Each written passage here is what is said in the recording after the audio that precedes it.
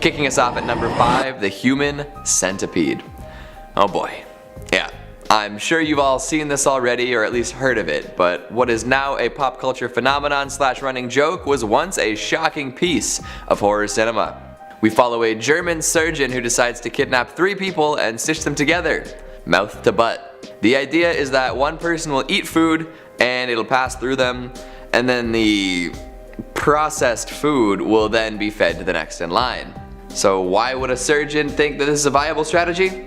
Who knows? What I do know is that it is a filthy film that had a huge impact on the horror movie scene at the time. The director actually kept the mouth to butt part hidden from investors and backers, opting to only share the stitching people together bits, which makes sense as the idea was pretty likely to hurt the film's viability. The true nature wasn't revealed until the entire film was complete, and if the director knew this all along, it's pretty easy to see how gross the idea is. The movie itself plays out like a pretty standard horror film and isn't all that scary, but the idea behind it is definitely extra raunchy. It even inspired 2 sequels, each more insane than the one that came before. However, I stick by my rating of the first as number 1. Firstly, it was the most original, and it caused the most uproar. And second, the 2 sequels were just reactions to the first, attempts to one-up the insane idea for an even crazier experience. In doing so, they became more like jokes than anything else, even if they did amp up the disturbing elements to 11. The Human Centipede is set up perfectly to disturb, with a beginning loaded with cliches to lull the audience, a quick chance at escape, and the procedure itself. The front of the centipede can't speak English and therefore nobody can communicate. The guy at the front also just opts to scream and cry the whole time. The main character is stuck in the middle, unable to move freely, speak, eat, or even rest. The centipede is treated like a pet with a weird, shameless affection. Again, this movie's been memed on a million times, but it is certainly hard to forget. I clearly remember where I was, who I was with, and even what I was eating when I first saw this movie at the tender age of 14. My parents' basement, my best friend, granola bars, and off-brand Coca-Cola. It was like grocery store brand, I forget what it was called. Needless to say, I wasn't eating and drinking much once it started. Coming in at number 4, Necronomicon, Book of the Dead. Brian Yuzna is back with more Lovecraftian action. Well, partially. He played a hand in the creation of the 3-part horror anthology with other shorts by Christoph Gans and Shusuke Kaneko. The film is bookended by H.P. Lovecraft himself traveling to read the Necronomicon at a monastery run by secretive monks. While he reads, different stories play for our entertainment, all based on stories by Lovecraft. The first one is based on the rats in the walls and shows us 2 generations of men trying to revive their loved ones using the Necronomicon. Of course, the folks that come back to life are abominations, and the resurrectors are severely punished. Next is The Cold, based on Cool Air. My favorite of the trio, this focuses on a doctor who seduces a younger woman with the power of immortality through sheer cold. He kills her stepfather and performs gruesome experiments on the corpse. Later on, it's revealed that the woman is pregnant with his eternally unborn child and must subsist on spinal fluid. Do you want to lend her some of yours? Lastly, we're treated to Whispers, based on the Whisperer in The Darkness. A pregnant cop is captured by the Butcher, sees her husband killed, and also has her fetal child stolen by demon bats. Cosmic horror is tough to pull off in filmic form, but the effects in this movie are worth the price of admission, no doubt. Gross, slimy, gory, abominable, and hellish, it's no wonder that Tom Savini supervised the effects. Screaming Mad George had a hand in them as well. The tentacled beasts might stick around in your brain for a little while. Barreling through at number 3, we've got The Devil's Rejects. Rob Zombie does a great job making exactly 0 of his characters likable in this depraved, violent romp. That doesn't make it a bad movie, but it makes it one that's hard to watch. Thankfully, he makes up for this with plenty of killer style and country fried music. The first sequel to House of a Thousand Corpses, The Devil's Rejects picks off where it left off. The Firefly family being a bunch of irredeemable, murderous lunatics. Following an insane shootout led by revenge-fueled Sheriff John Quincy Wydell, it turns into a demented road movie of sorts, with the last remaining Fireflies traveling the countryside while avoiding the law and slicing and dicing their way through a smattering of new victims. This is no light-hearted traveling circus though. The killing in this movie is sadistic and cruel. The whole thing reeks of sadism and malice, which for some is a plus. For others, it might be upsetting and weariness inducing. Even if you think the Fireflies have learned a valuable lesson from receiving their comeuppance from the sheriff, you're quickly reminded that they'll never change by Lynyrd Skynyrd. I am a firm believer in the theory that the world is divided into 2 groups, those who love Rob Zombie's Firefly series and those who think, it's a little much. Folks on either side will have a small chance of agreeing on horror entertainment. Slicing his way in at number 2, we've got Ichi the Killer. Just about everything in this movie exudes insane, over-the-top violence or weirdly sexual tones. Sometimes it's cartoonish, which makes sense given the manga it was based on, and sometimes it's visceral and horrifying. It's a fascinating balance to strike, plus I'm not sure if balance is a good word. Ichi the Killer often flies off the rails in insane and incredible ways. We begin on a shot of a man savagely beating a woman, and the titular Ichi getting off to it, peeping Tom style. This is a good indication of what's to come, pun intended. Then we meet Kakihara, the sort of mirror image of Ichi. Where Ichi is meek and needs to be encouraged to go on killing sprees, Kakihara actively enjoys dishing out pain and receiving it in equal measures. Most of the movie is Kakihara looking for both the person who killed his master and for Ichi, torturing sources of information along the way. The whole movie revels in creative torture, whether it's hanging someone with hooks through their skin or slicing faces off wholesale. The violence is excessive, sometimes amusing, sometimes disgusting. Like the Devil's Rejects, the main characters are totally unredeemable. They may be charismatic and interesting, but there's a 0% chance of anyone labeling them good people. These are things that director Takashi Miike wants to foreground: the consumption of violence in media and its implications, machismo, braggadocio, violent sexuality, and more. If you walk in unprepared, it's gonna be a wild ride.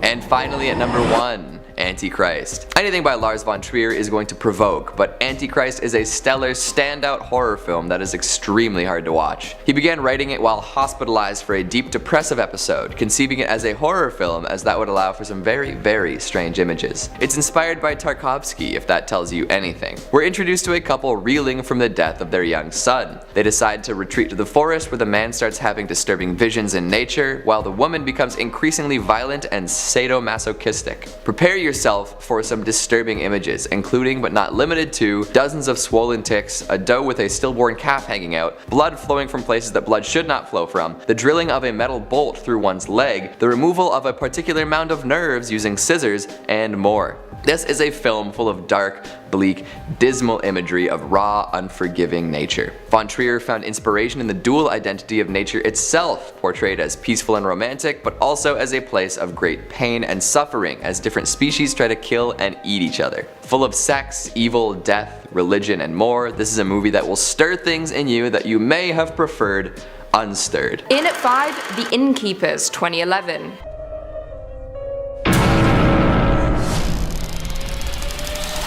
You want to communicate with the spirits in this hotel? This 2011 horror directed by Ty West follows 2 employees at a New England hotel who decide to investigate stories of hauntings and the paranormal. However, their curiosity awakens something far more sinister. As it goes, The Innkeepers was a pretty run-of-the-mill horror movie. However, it might ring a bell for you for a completely different reason. It now resides amongst the alleged cursed horror films in history. According to sources, this is in part due to Ty West making unfortunate mistakes during shooting, including housing the movie crew and himself in one of the most haunted hotels in Connecticut, the Yankee Peddler Inn, while they shot the film. History tells that the Yankee Peddler Inn is known for having ghostly apparitions and poltergeist activity. Not only that, but guests at the inn have reported having nightmarish dreams. The curse that followed the film was mostly based on ghosts, with them seemingly taking offense to having a film made about them. Actors who stayed on set also reported feeling weird cold spots, as well as seeing strange things including shattering light bulbs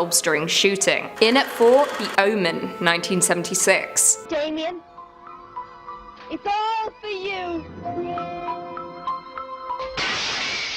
20th Century Fox presents a film of psychological suspense. Released back in 1976, this horror directed by Richard Donner follows American diplomat Robert as he adopts Damien following the death of his unborn child. A series of sinister events unfold and Robert quickly comes to the conclusion that he may have adopted the Antichrist. To begin, the film was released on June 6, 1976, aka 666. Right off the bat, the film was daring the devil to get involved, with the first incident occurring when the special effects designer for the film was involved in a car accident, which left his assistant dead. Leading on from that, after actor Gregory Peck signed on to the film, his own son committed suicide. Peck would also go on to experience more upsetting and disturbing phenomenons when a bolt of lightning struck his plane as it was crossing the Atlantic, and a second bolt of lightning striking producer Mace Newfield's plane, with the latter setting the engine ablaze and almost resulting in it crashing. Animal attacks also occurred on set, with multiple actors and trainers receiving injuries. And guys, it doesn't end there. A group of people heading to set got into a car accident and Richard Donner Madonna's hotel was bombed by the IRA during filming. So what do you guys think? Was Satan behind these unexplainable incidents? In at 3, The Exorcist, 1973.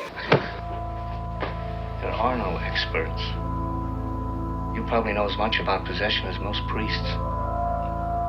Look, your daughter doesn't say she's a demon, she says she's the devil himself. It's not hard to believe that one of the most terrifying and controversial supernatural horror movies in history would suffer some bizarre occurrences during production. Released back in 1973 and directed by William Friedkin, The Exorcist follows a young girl, Reagan, as she becomes possessed by a demon after playing with a Ouija board. To begin, the screening of The Exorcist kicked off by having a 16th century church across the street from the theatre get struck by lightning. Not only that, but during production of the film, the set caught on fire in the room that was supposed to be the family's home. Reagan's room was unexplainably untouched. This resulted in the shoot being delayed, but when they returned, the tragedies continued. Around 8 different deaths are connected with the film, including actors Veliski Malioros and Jack McGowan, who died shortly after post-production, which baffled many as both their characters also died in the film. Many injuries also occurred, even one involving Ellen Burstyn, who plays the mother of Reagan. Burstyn was seriously injured during one scene that actually made it into the film. At one point, Burstyn gets thrown back into the wall, however her harness broke, resulting in her colliding at full speed, and the blood-curdling scream you hear is actually real. Linda Blair, who played Reagan, also suffered when she was thrown off the bed by an unseen force. And finally, the voice of the demonic entity we see in the film, Mercedes McCambridge, was the tragic victim of a domestic violence killing shortly after the film was released. Coming in at number 2, Poltergeist, 1982. I've never sensed anything like it.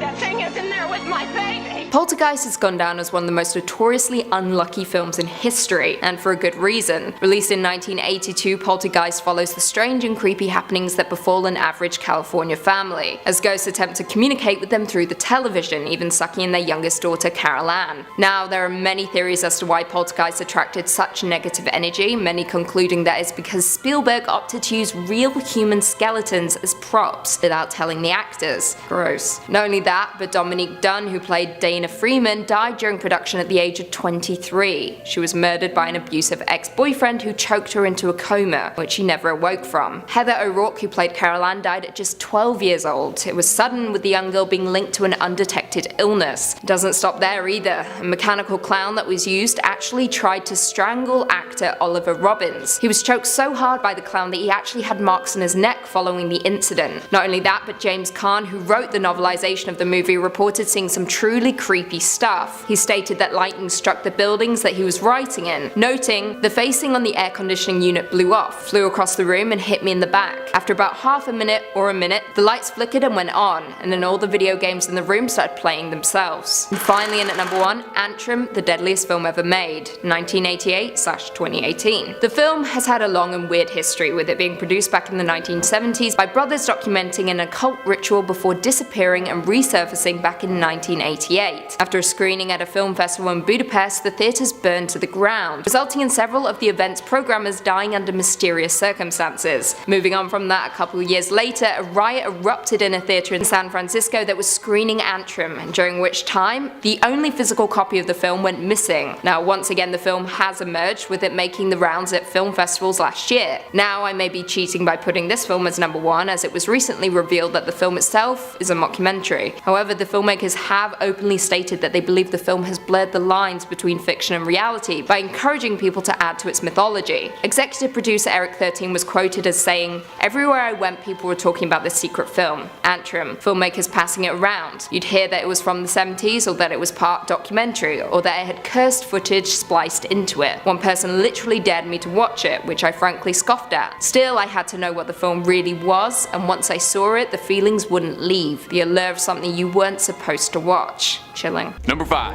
Texas Chainsaw Massacre. A good tagline can really sell your movie, you know? In space, no one can hear you scream. You'll believe a man can fly.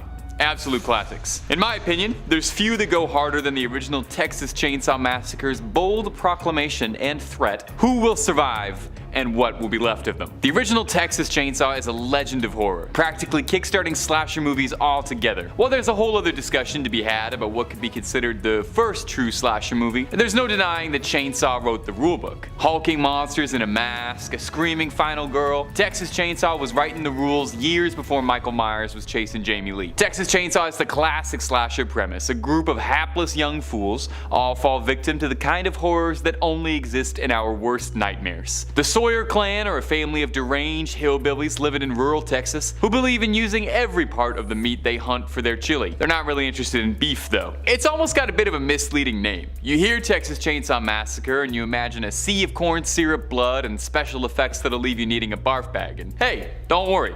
The stream of sequels and remakes that followed definitely do get there. The 2006 one is maybe one of the grossest movies I've ever seen. But the original is a much better made movie than any of that. It's honestly not nearly as gory as the title would have you believe, and would probably be considered tame by modern standards. I'd go so far as to say it's a masterpiece. Few movies capture the feeling of true insanity the way this one does. The screaming, the hooting, the hollering, being hunted by the Sawyers is the kind of fear that feels like it belongs in an evidence locker, not in a theater. It says something that in a study using Texas Chainsaw as a litmus test for audience perceptions of horror movies, the survey came back saying that the scariest thing in the entire movie was not the monsters or the chainsaws, but just the screams of the victims. Hey, enjoying what we do? We'd love if you toss a subscribe our way for more scary content every single day. Number 4, Sinister. Now, I normally don't like to bring science into a discussion about horror movies or about ghosts, but a recent 2020 study involving attaching heart monitors to viewers and making them watch horror movies while researchers tracked their heart rates apparently revealed Sinister to be the scariest movie of all time. Medically speaking, proof is in the pudding, or the heart rate. To be completely honest, I definitely see where they're coming from. I didn't need any sort of medical equipment to tell you I found Sinister downright terrifying. Sinister at first seems like it's going to be a pretty run-of-the-mill, corny ghost house movie, but after about 15 minutes my worries were put to bed and instead replaced by nightmares. A struggling true crime writer, played by a personal favorite, Mr. Ethan Hawke, moves into a house knowingly that was host to a series of grisly, horrifying rituals to some dark god. Hey, in this economy, you gotta take whatever deals you can. He moves in hoping that getting close to the scene of the crime will inspire his writings, and it sort of does, in a way, because he finds a series of films in the attic all showcasing the brutal things that have happened in his new home. And it does not take long before our would-be writer is obsessing over his home movie collection, letting it affect his work, his family, and his brain. Another great one where you're never sure how supernatural things are until you're extremely sure. Ethan Hawke rides the line well between kind of being dumb enough that you sort of think he deserves what's coming to him, but also sympathetic enough that you don't want to see him get grabbed anytime soon. A fantastic score sets the tone, leaving you always just a little anxious and your heart never quite slowing down enough to breathe. The scenes of the home movies in question are actually some of the scariest things I think I've ever seen in a Hollywood flick, and definitely deserve special mention, as they're probably the highlight of the film. Disturbingly real enough to seem like they might actually have happened, and restrained enough as well that it never dwells on the violence too much, letting your imagination fill in all the horrible, horrible blanks. Number 3, Saw. Now, Saw is hardly underrated or some hidden gem. They made 9 of them. I think everyone knows about Jigsaw and his sick little games by now, but that doesn't stop the original 2004 film from being one of my go-to Halloween movies every year. Equal parts detective thriller and equal parts stomach-churningly terrifying, there's a simple elegance to the first Saw. Before the storyline became so convoluted you needed a historian to help you navigate the timeline and secret double crosses, backstabs, betrayals, and secret jigsaws, there was just 2 men, a freaky little puppet, one rancid bathroom, and a saw. The movies get ridiculous very, very fast, with Jigsaw's level of control varying from superhuman levels of planning to straight up bad man, bad guy in some of the sequels, and the first is like that too, but there's something so terrifyingly real about the first one, you know? It feels like the worst intrusive thought you could ever have. Imagine someone had been stalking you, making a list of your wrongdoings, and wanted to test if you truly appreciated your life, if you'd be willing to fight for it. As a kid, even though I knew he was a fictional character played by a guy who's actually pretty nice in real life, I was terrified that one day I would wake up chained to a radiator, hear that hiss and crackle of the TV static, and see that evil little puppet grinning up at me. The first movie cuts all the fat, pun intended, and gets in good as you watch Jigsaw's 2 victims descend to madness at a breakneck pace when they realizes the consequences are more dire than they could have ever assumed, and there isn't a way for either of these men to leave in one piece. It's gross, it's lowbrow, it is absolutely edge of your seat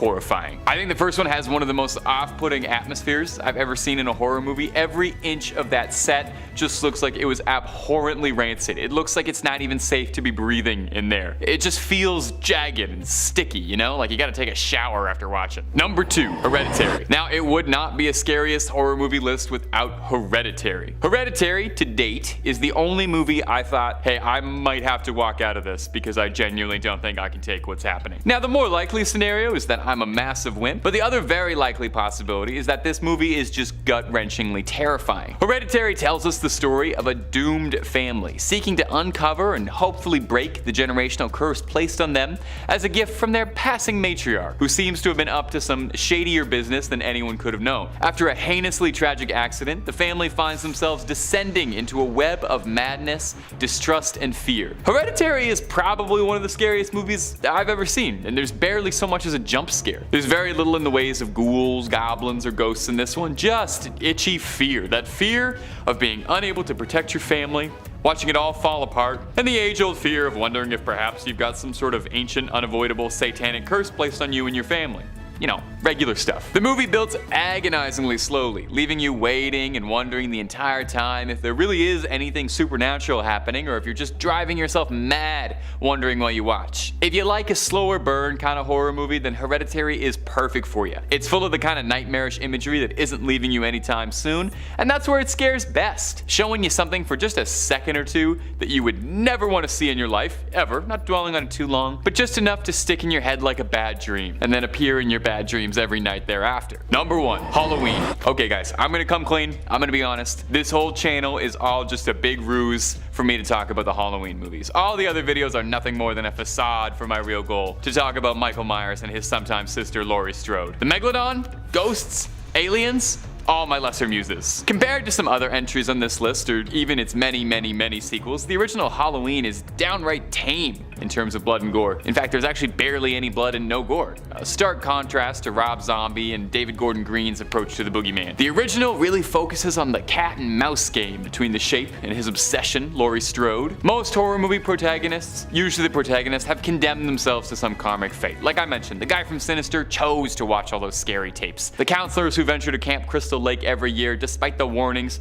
it makes us, the audience, not really feel bad for what's about to happen to them because we know they sealed their doom. But Laurie Strode is a completely innocent bystander to all of it, who just has the unfortunate stroke of bad luck of just happening to be the wrong person standing in the wrong place when Michael sets his eyes on her, spurring a 4-decade-long obsession. That terrifying implication that it could happen to anyone, that the boogeyman could be behind you at any time, making you his next victim solely because you were in the way. Some horror movies from the 70s and 80s start to show their age, but masterful film work like Halloween doesn't. The way the camera lingers on Michael with that haunting synth soundtrack still riles me up to this day. That tension in the air when Michael starts to go after Laurie's friends, first disguising himself in that ghost sheet. Hey. Other movies always walk the line with what Michael is, with some of them offering detailed backstories. Sometimes he's born out of a dark cult, sometimes he had a troubled childhood and no one but Rob Zombie understood him. But in the original, we get the most concise, simple, and effective explanation. He's evil. He's just pure evil behind those black eyes, and that is the scariest answer imaginable.